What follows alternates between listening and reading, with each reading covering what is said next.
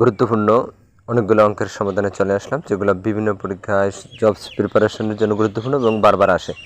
1200 টাকার একটা নির্দিষ্ট হলে সরল মুনাফার 5 বছরে এত টাকা মুনাফা হলে I=PNR এই সূত্রকে দিয়ে আমরা এটা করব। প্রথমে মূল সুদ আসল থেকে আমরা যদি বিয়োগ দিই, মুনাফা পাবো N5 আর মুনাফার হার আর নিয়ে করতে পারবো R=1/PN।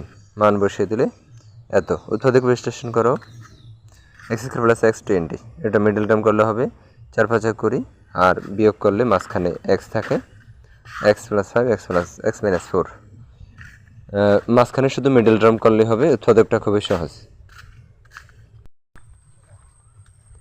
60 মিটার দীর্ঘ একটি ট্রেনের গতিবেগ ঘন্টায় 48 কিলোমিটার। রেল লাইনের পাশে একটি পার্টিকে খুঁটি অতিক্রম করতে ট্রেনের কত সময় লাগবে?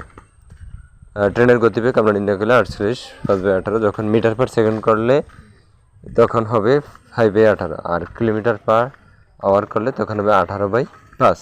এই সংখ্যাটা শুধু খেয়াল রাখলে হবে 40/3 মিটার পার সেকেন্ড।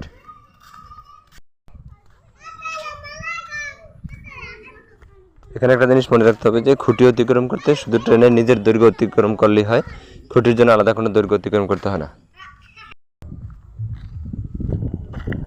এইসব উৎপাদকের ক্ষেত্রে, এই বড় উৎপাদকের ক্ষেত্রে সবসময় আমরা তৃতীয় রাশিতে যদি যাই, এখানে x + y বসাবো, বসিয়ে তারপরে এই রাশিটা মেলানোর জন্য ধারাবাহিকভাবে গুণ করব।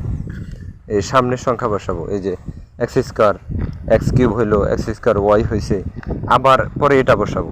অর্থাৎ এই তৃতীয় রাশিটা আগে করবেন, পরে এই গুণ করে দ্বিতীয় রাশিটা বসাবেন। এরপরের রাশিগুলো এমনিতেই মিলে যাবে।